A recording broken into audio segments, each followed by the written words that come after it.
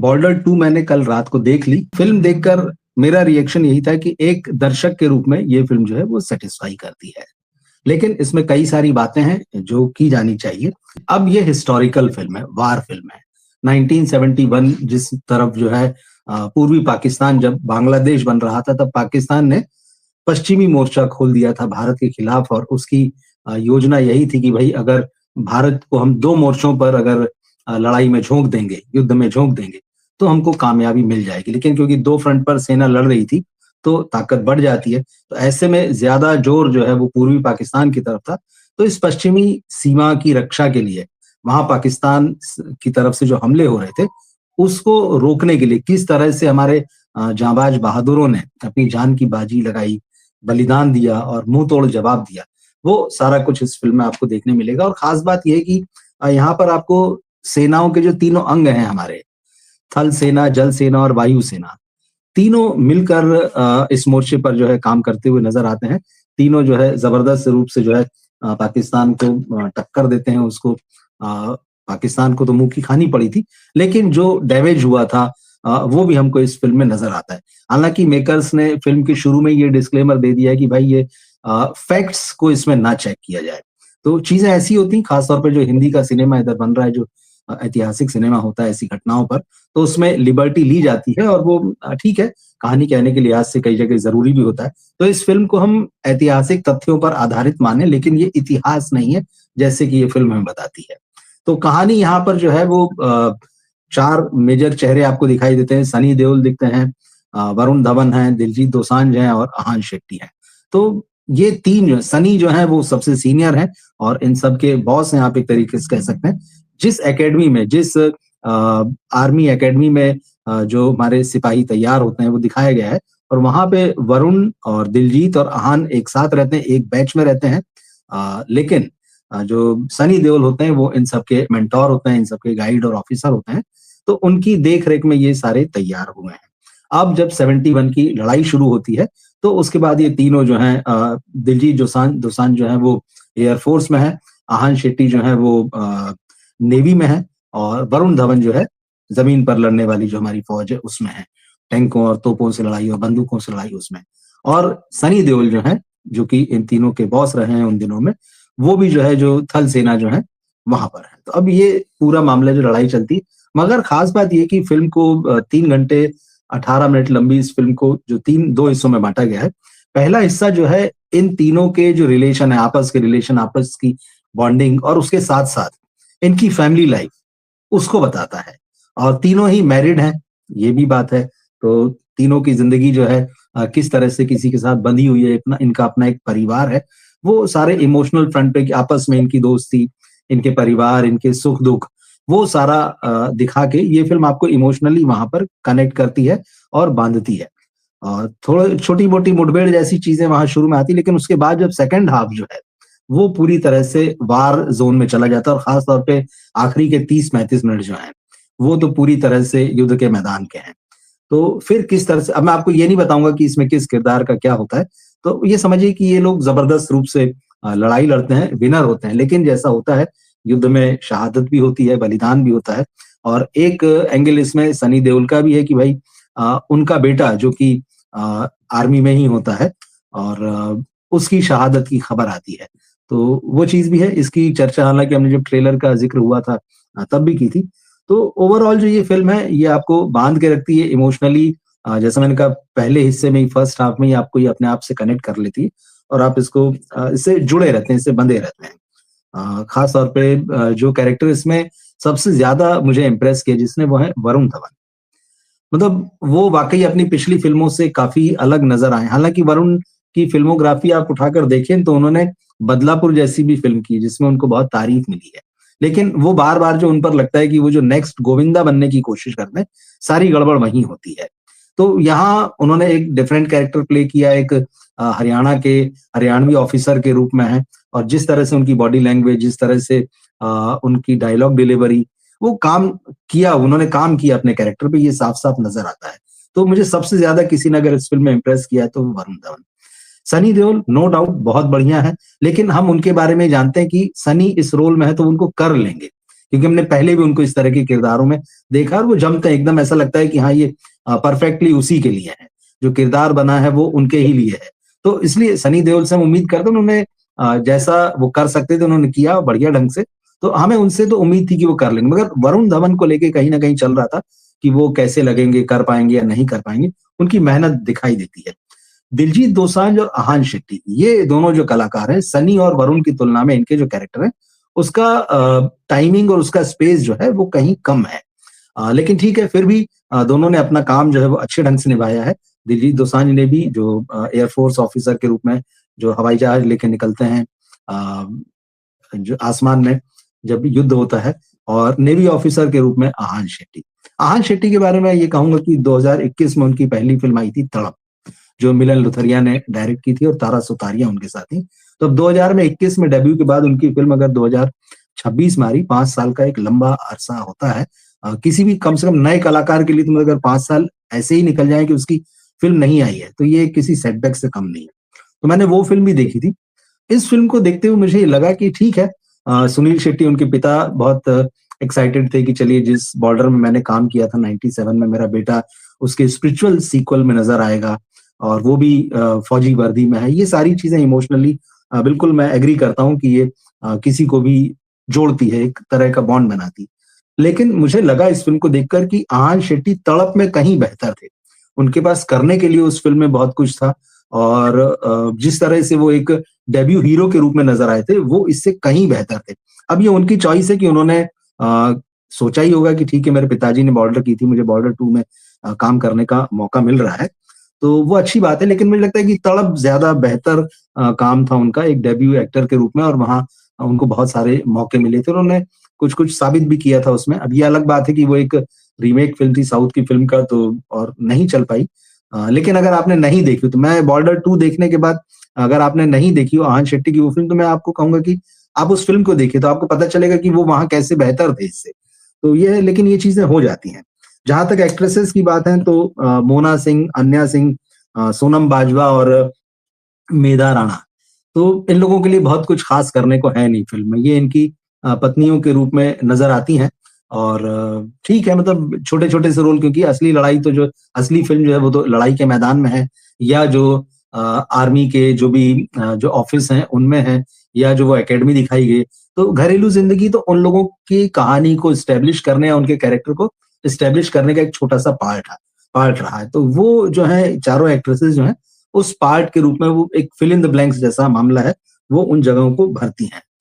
अब जहाँ तक इस फ़िल्म की राइटिंग और डायरेक्शन की बात है, तो मैं कहूँगा कि स्टोरी जैसा कि हिस्टोरिकल फैक्ट्स को लेकर बनाई गई है और एक मुकम्मल तस्वीर खींची गई है, तो वो ठीक है। लेकिन कहीं न कहीं जो है इसकी स्क्रिप्ट जो है, वो कमज़ोर पड़ती। कहीं-कहीं पे लगता है कि कुछ चीज़ें लेंदी हो रही हैं, कहीं लगता है कि इन चीज़ों को बेहतर ढंग से किया जा सकता था। डायलॉग्स का भी जहाँ तक मामला है, जो डायलॉग हमने ट्रेलर में देख सुन लिए थे, उसके अलावा इक्का-दुक्का अगर आपको कुछ मिले तो मिले। तो स्क्रिप्ट के लेवल पर ये फ़िल्म थोड़ी-सी 19 रह जाती है, और साथ ही साथ टेक्निकली अब जब आप इस वार फ़िल्म को देखेंगे, तो हालाँकि ये 71 का एरा बता रही है। हमने इसी साल के शुरू में 21 भी देखी थी, श्री राम राघवन की, जिसमें अमिताभ बच्चन के नाती अगस्त नंदा ने डेब्यू किया था। टेक्निकली वो फ़िल्म बहुत स्ट्रॉन्ग है। उसमें जिस तरह के वार सीन रचे गए हैं, उसमें जिस तरह से चीज़ें दिखाई गई हैं टेक्निकली, और फ़िल्म जिस तरह से वो पॉलिश्ड नज़र आती है, बॉर्डर 2 के साथ ऐसा नहीं है। बॉर्डर 2 उसके मुकाबले काफ़ी रफ़ और रॉ नज़र आती है। टेक्निकली भी जो वीएफएक्स होता है, वो उस तरह से आपको, क्योंकि अब आपको ना आज के समय की फ़िल्में देखने की आदत पड़ गई। अब आप 70s और 80s के दशक की और 90s के दशक की भी अगर आप हिट फ़िल्म देखेंगे, तो आपको लगेगा कि आज हम जिस तरह से एकदम पॉलिश्ड स्क्रीन पर एकदम चमकता हुआ सिनेमा देखते हैं, वो वही आपकी नज़रों को अच्छा लगता है, और शायद समय के हिसाब से टेक्निकली एडवांस हो जाने का एक, आप कहिए कि ये आपके साथ जुड़ गया है वो। तो अब आपको वो पुरानी फ़िल्म कितनी ही ग्रेट हो, आपको लगेगा यार कुछ कमी है। तो वो जो टेक्निकल एस्पेक्ट है इस फ़िल्म का, पर्दे पर जो दिखने वाला है, और ख़ास तौर पे जो वीएफएक्स के सीन वगैरह हैं, वो कहीं-कहीं जो है वो कमज़ोर पड़ते हैं इसमें। ख़ास तौर पे जो वार सीन, और वो पॉलिश उस तरह से नज़र नहीं आता स्क्रीन, जैसा कि आजकल के दिनों में ये दिखाई देता है हमें। इस फ़िल्म में जो सबसे ऐसी बात जिसने मुझे सबसे ज़्यादा छुआ और मतलब मेरी आँखें भर आई, वो इस फ़िल्म के लास्ट में जो गाना बजता है, मिट्टी के बेटे जो वापस न लौटे। मनोज मुंतशिर ने इसको लिखा है, सोनू निगम ने गाया है। क्योंकि आप एक पूरी वार आपने देखा है पर्दे पर सामने, और उसमें अपने बहुत सारे सैनिकों को शहीद होते हुए भी देखा, और वो जब युद्ध खत्म होता है इस फ़िल्म में, और फिर उसके बाद उन सबके ऊपर से कैमरा चलता हुआ जब ये गाना बजना शुरू होता है, मिट्टी के बेटे जो वापस ना लौटे, ये वाक़ई मतलब बहुत दिल को छूने वाला है। और ये आपको लगता है कि यार आप जो देख रहे हैं वो, क्योंकि पहले से आप अपने अंदर जज़्ब कर चुके होते हैं, और उसके ऊपर फिर जब ये गाना जो चलता है कि मिट्टी के बेटे जो वापस में, तो आपकी आँखें भर आती है। और इसी गाने में जो मनोज मुंतशिर ने लिखा है, इसमें फिर लाइनें आती कि कुछ दर्द कभी सोते ही नहीं, वनवास खत्म होते ही नहीं, चौखट पे दिए जलते ही रहे, कुछ राम कभी लौटे ही नहीं। मतलब ये गाना जब खत्म होने लगा, तो गाना भी स्टेप बाय स्टेप ये आपको इमोशनली जो है वो एक-एक कदम आगे बढ़ाता रहता है, एक-एक सीढ़ी दर सीढ़ी, और लास्ट आते-आते तो ये वाक़ई मतलब फिर आप भर जाते हैं, और वो सारे सीन जो हैं आपके सामने चल रहे होते हैं। तो इसका मतलब अगर आपने इस फ़िल्म को नहीं भी देखा है, तो आप फ़िल्म देखें, मैं बिल्कुल आपसे कहूँगा कि फ़िल्म को देखना चाहिए। लेकिन इस गाने को आप यूट्यूब पर सुन भी सकते हैं, अगर अभी तक आपने नहीं सुना है। अब मैं आपसे कहूँ कि ये फ़िल्म का जो मैंने इस वीडियो के लिए जो मैंने थंबनेल बनाया कि ये फ़िल्म जो है मतलब समझ में नहीं आएगी ये फ़िल्म, तो ये मैंने क्यों लिखा है? ये मैंने क्यों कहा है? और ये क्यों मैं कह रहा हूँ कि सलमान खान जैसी है सनी देओल की ये फ़िल्म, तो उसकी बड़ी वजह है। इस फ़िल्म को देखकर जब मैं सोच रहा था, तो बात ये है कि सलमान खान जैसी है सनी देओल की फ़िल्म और समझ में नहीं आएगी, तो मुझे सलमान खान की जो 2014 की फ़िल्म है किक, उसका एक डायलॉग याद आया जो सलमान के साथ में एक तरीके से चिपक गया उनकी पर्सनैलिटी पर, उनकी लाइफ़ पर, जिसमें वो कहते हैं कि मैं दिल में आता हूँ, समझ में नहीं। तो बात वही है, वो जिस पूरा डायलॉग था कि मेरे बारे में इतना मत सोचना, मैं दिल में आता हूँ, समझ में नहीं। दरअसल बॉर्डर 2 की स्थिति यही है। आप इस फ़िल्म से दिल से कनेक्ट करेंगे, आपको लगेगा कि यार अच्छा ये बात जो है दिल से कही जा रही है और आप इसको दिल से ही ले रहे हैं। मतलब थिएटर के बाहर ये होता है ना कि बहुत सारी फ़िल्में यार दिमाग बाहर रख के जाना, तो मैं कहूँगा बिल्कुल इसमें भी रख के जाना, लेकिन दिल अपने साथ ले जाना, क्योंकि अगर वो नहीं ले गए, तो आप इस फ़िल्म से कनेक्ट नहीं हो पाएँगे। तो बिल्कुल वो जो सलमान खान की पर्सनैलिटी के साथ ये जो बात जुड़ी हुई है कि भाई मैं दिल में आता हूँ, समझ में नहीं, तो आप उनकी फैन फॉलोइंग देख लीजिए, उनका सिनेमा देख लीजिए। वो दिल में ही आते हैं, मतलब वो समझ में नहीं आते हैं। तो वो ठीक वही स्थिति है यहाँ पर भी कि ये फ़िल्म भी जो अगर आप इसको समझने की कोशिश करेंगे, जैसे मैंने कहा, क्योंकि रिव्यू करते हुए ज़रूरी था, हमने उसके स्टोरी पे भी बात की, स्क्रिप्ट पे बात की, डायलॉग्स पे, टेक्निकली फ़िल्म कैसी है, आर्टिस्ट जो है सारे उनका काम कैसा है, किसके इससे ज़्यादा है, किसके इससे कम है, किसने अच्छा किया, या जैसे आहान शेट्टी मुझे लगा कि तो तड़प में ज़्यादा बेहतर थे। ये रिव्यू वाला पोर्शन है। लेकिन अगर आप एक ऑडियंस के तौर पर इस फ़िल्म को देखते हैं, एक दर्शक के तौर पर इस फ़िल्म को देखते हैं, तो फिर बस वही है कि आप सारी चीज़ें भूल जाइए, और जिस तरह से हमारे जो बहादुर सैनिक हैं, जो सीमा पर लड़ते हैं, जो भी अब तक युद्ध हुए हैं, किस तरह से उनका वो सब कुछ छोड़ के आते हैं, अपना घर, परिवार जो है, अपने बच्चे, माँ, पत्नी, पिता, जो भी रिश्ते हैं उनके, वो उन गाँवों में छोड़कर आते हैं, अपने घरों में छोड़कर आते हैं, और वो जब सरहद पर खड़े होते हैं, सीमा पर खड़े होते हैं, तो उनका एक ही लक्ष्य होता है जब सामने दुश्मन होता है, कि मैं पीछे नहीं हटूँगा, ये मुझे गिराकर ही आगे बढ़ सकते हैं। मतलब वो ये बलिदान की वो जो भावना है वो इस फ़िल्म में दिखाई देती है, और उस चीज़ को भी आप लॉजिकली नहीं समझ सकते हैं। मतलब युद्ध के मैदान में जैसे सनी देओल वहाँ पर एक मोर्चा जो है उसमें एक अपने सैनिकों को वहाँ पर उनकी हौसला अफ़ज़ाई कर रहे हैं। तो वो वहाँ ये सिचुएशन बन जाती कि भई पाकिस्तान से जो अटैक हो रहा है, उसमें उनके नंबर ज़्यादा हैं, उसमें उनके पास जो है जो हथियार हैं, जो टैंक हैं, वो एडवांस हैं। इन लोगों के पास चीज़ें नहीं हैं। तो वो अपने सिपाहियों से यही कहते हैं कि भई इस सिचुएशन में अगर दुनिया का कोई भी सैनिक अफ़सर होगा या जो एनालिसिस करेगा, वो कहेगा कि हम तो हार रहे हैं इस लड़ाई को। लेकिन वो कहते हैं कि नहीं, मैं कहता हूँ कि हम इस लड़ाई को जीत सकते हैं, क्योंकि फिर आगे कहते हैं कि भाई लड़ाई जो है, युद्ध जो है वो हथियारों से नहीं लड़ा जाता, वो जज़्बे से लड़ा जाता है। तो ये जो दिल की बात ये फ़िल्म बार-बार करती है, तो इसको आपको वैसे ही देखना होगा, क्योंकि अगर उस तरह से आप इस फ़िल्म को नहीं देख सकते हैं और बाकी जो चीज़ें मैंने कहा कि एक बहुत दिमाग लगाते हुए अच्छा ये ऐसा क्यों है, वो ऐसा क्यों है, तो फिर इस फ़िल्म को देखना जो है फिर बड़ा मुश्किल होगा, क्योंकि फिर आपको लगेगा अरे यार, ये तो वैसी चमकदार तो नज़र नहीं आ रही जैसी कि आजकल हम एक्शन फ़िल्में देखते हैं, जो उसमें पॉलिश्ड चीज़ें नज़र आती हैं, जिसमें वीएफएक्स बड़ा ज़बरदस्त होता है, आपको एकदम बड़े झटका देता है, पर्दे पर चौंकाता है। वो सारी चीज़ें नहीं मिलेगी आपको। बड़ी एक रॉनेस सी दिखाई देगी जो युद्ध के मैदान के दृश्य हैं उसमें भी जो इमोशंस हैं, क्योंकि वो शहरी और महानगरीय मेट्रो सिटी वाला मामला तो है नहीं जो आजकल का बढ़िया जो नाच गाने वाला रोमांस है। गाने भी जो है वो जो बजते हैं, संदेश से आते हैं का जो वर्जन है, घर कब आओगे, और एक आध दो गाना, तो वो अलग ज़ोन है वो। तो वो ये ज़ोन नहीं है कि आप दिमाग लगाएँ और उसको देखें, समझने की कोशिश करें। वो ये है कि आप जाएँ, और क्योंकि आपको कहानी पता है, ऐसा नहीं कि क्योंकि ये वो फ़िल्म नहीं है बॉर्डर 2 कि जिसके बारे में आप थिएटर में जाएँगे और फिर आपको कोई कहानी देखने मिलेगी कि अच्छा अब इसका क्या होगा, सस्पेंस इसमें क्या होगा, किस कैरेक्टर ने क्या किया है। यहाँ आपको एकदम क्लियर है सारी चीज़ें, कि बॉर्डर नाम की एक फ़िल्म आई थी 1997 में, खूब देखा गया, खूब पसंद किया गया उस फ़िल्म को, उसके गानों को, और जो हिंदी की वार मूवीज़ हैं, उसमें वो बड़ी टॉप की जगह रखती है। तो अब ये उस फ़िल्म का स्पिरिचुअल सीक्वल है। तो आपको क्लियर है चीज़ें, और 1971 का वार, तो उसमें कुछ कहने की ज़रूरत नहीं। तो जब आपको किसी फ़िल्म के बारे में सारी चीज़ पता है, तो जब आप उसे फिर देखने जा रहे हैं, तो फिर वहाँ पर अगर आप जो है ज़्यादा उसमें दिमाग लगाएँगे, ज़्यादा उसमें तर्क ढूँढेंगे, ज़्यादा उसमें ढूँढेंगे, अरे ये ऐसा क्यों नहीं है, वो वैसा क्यों नहीं, तो बात बनेगी नहीं, तो काम जो है वो चलेगा नहीं। तो सीधे-सीधे जो है, और एक और चीज़ है इस फ़िल्म में, जैसे हम देखते हैं कई बार जो अब इस तरह की देशभक्ति फ़िल्में आती हैं, उसमें पाकिस्तान बैशिंग बहुत ज़्यादा है।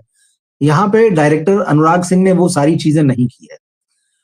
1-2 मौके ऐसे आते हैं, इस तरह के 2-1 डायलॉग आते हैं, इक्का-दुक्का सीन आते हैं, लेकिन उनका जो पूरा फ़ोकस है, वो अपने सैनिकों पर है।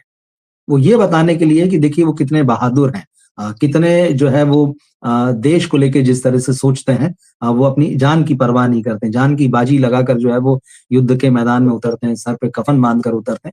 तो उन्होंने पूरा फ़ोकस यहाँ रखा है।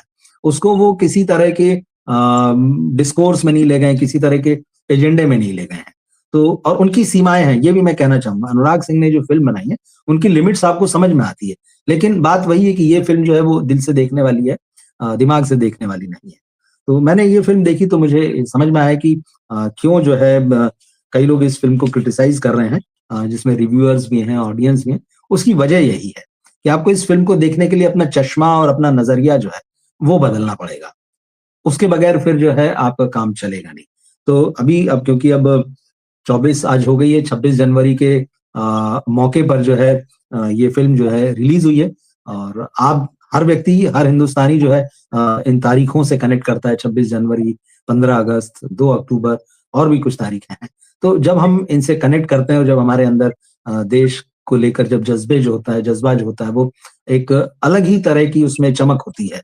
तो उस मौके पर इस फ़िल्म को देखा जाना चाहिए, तो उसमें बहुत ज़्यादा फिर वही कि आपको दिमाग लगाने या कैंची से कतरवियूँ करने की बहुत ज़्यादा ज़रूरत नहीं है, और बॉक्स ऑफिस पर इसका जो कलेक्शन पहले दिन का आया है, वो वही है, 30 करोड़ का है, कहीं थोड़ा प्लस है, कहीं थोड़ा ज़्यादा है। धुरंधर से ये फ़िल्म ओपनिंग डे में आगे निकल गई, और जहाँ तक मुझे भी लगता है, हर व्यक्ति जो देख रहा है या जो देख के आया है, तो धुरंधर की भी बात कर ही रहा है। इस फ़िल्म की धुरंधर से आप तुलना नहीं कर सकते, धुरंधर एकदम अलग चीज़ है। बॉर्डर 2 जो है एकदम अलग है। तो किसी तरह की तुलना इस फ़िल्म में बनती नहीं है। इनफैक्ट जो है आप बॉर्डर जो इसकी 1997 वाली, उससे भी तुलना नहीं कर सकते हैं। तो ये फ़िल्म अपने तरह की है, जो मैंने आपको चीज़ें बताई कि कहाँ-कहाँ आपको क्या चीज़ें लग सकती है कि ये नहीं, वो नहीं, तो वो आपके हाथ में है। फिर मतलब कि आप किस तरह से फ़िल्म, आप दिल से फ़िल्म देखना चाहते हैं, आप दिमाग से फ़िल्म देखना चाहते हैं। तो रिस्पॉन्स तो फिलहाल अच्छा है, और ख़ास तौर पे जो मैं बॉक्स ऑफिस इंडिया की वेबसाइट देख रहा था, तो वो बता रही कि Delhi, UP, east Punjab, Rajasthan, west Bengal और बिहार, यहाँ पर इस फ़िल्म को बड़ा ज़बरदस्त रिस्पॉन्स मिला है। लेकिन गुजरात में उम्मीद के मुताबिक इसको रिस्पॉन्स नहीं मिला है। इसी तरह से मुंबई में भी जिस तरह की उम्मीद थी, वैसा नहीं है। लेकिन ठीक है, तो पहले दिन के फिगर हैं, पहले दिन की रिपोर्ट है। अभी आज सैटरडे है, फिर कल संडे होगा, छुट्टी का दिन, और फिर मंडे 26 जनवरी, जो कि सबसे बड़ा दिन होगा इस फ़िल्म के लिए भी मुझे लगता है। तो हम देखेंगे, हम इसके बॉक्स ऑफिस पर भी नज़र रखे रहेंगे, और क्या चीज़ें आती हैं हमारे सामने, उस पर भी बात करते रहेंगे। तो आपने अगर ये फ़िल्म देखी हो तो ज़रूर बताइएगा कि आपको कैसी लगी, कमेंट बॉक्स में भी आप अपनी राय दीजिएगा, और या फिर अगर अभी नहीं देखी हो, तो आप कब इसको देखने का प्लान कर रहे हैं, ये भी ज़रूर बताइएगा। मिलते हैं फिर हम अगले किसी लाइव या वीडियो में। नमस्कार।